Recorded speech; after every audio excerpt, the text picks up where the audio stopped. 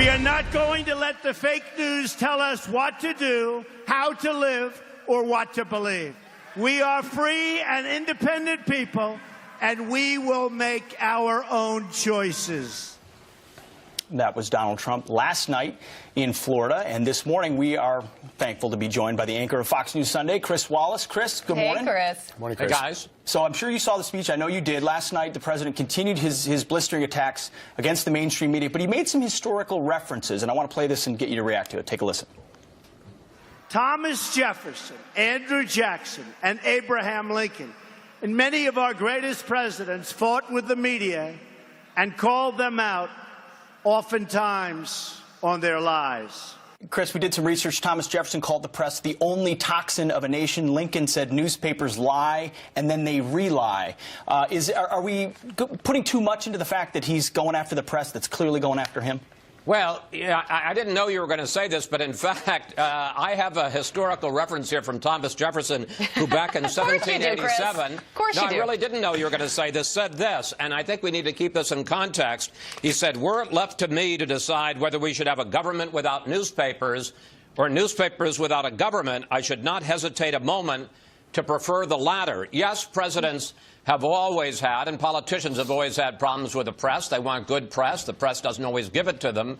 But what Jefferson there is, despite all of our disputes, that to the functioning of a free and fair democracy, you must have an independent press. And that is why so many people were really upset when Donald Trump said, look, we're big boys. We criticize presidents. They want to criticize us back. That's fine. Yeah. But when he said that the fake news media is not my enemy, it's the enemy of the American people, I believe that crosses an important line. One of those people that are up in arms about this is Senator John McCain, who's overseas at the moment, and he says that the president's attacks are a sign of a dictatorship. Here's what he said.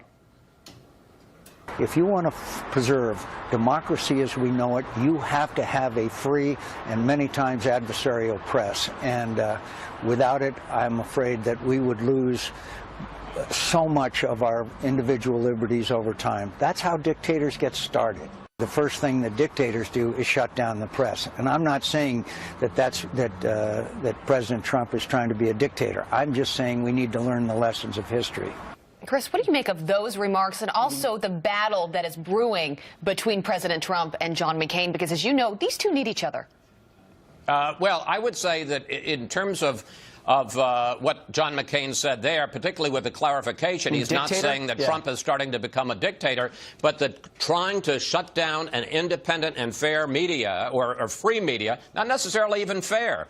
Part of what the founders said is it can be unfair, but the idea is that in the wash of all of the media coming out with all of their reports, it's a check on power, and that and he was saying that in dictatorships, there's state-run media, and there's no opportunity for a free, independent press. So I think he's exactly right there. As far as Trump and McCain, it's absolutely going to be a continuing soap opera saga in this administration. Sharp differences between the two, especially when it comes to foreign policy, especially when it comes to Russia. Reince Priebus on your show this morning has said overnight even some critical things about the press and that relationship. What are you going to be talking with him about today? I'm going to be talking to him about the press and that relationship.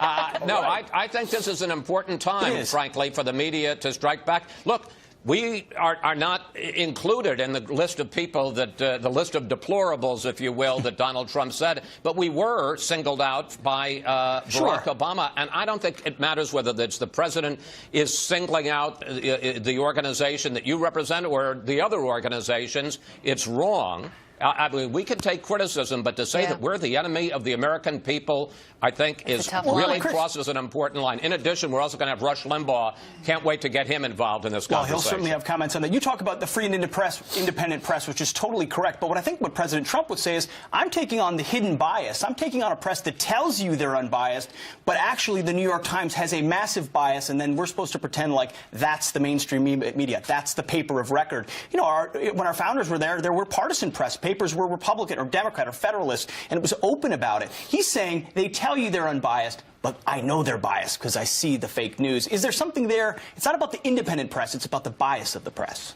I think there's absolutely something there, Pete. And if he had said that, you wouldn't have heard a peep out of me. I mean, Lord knows Barack Obama criticized Fox News. Donald Trump wants to criticize the New York Times. That's fine.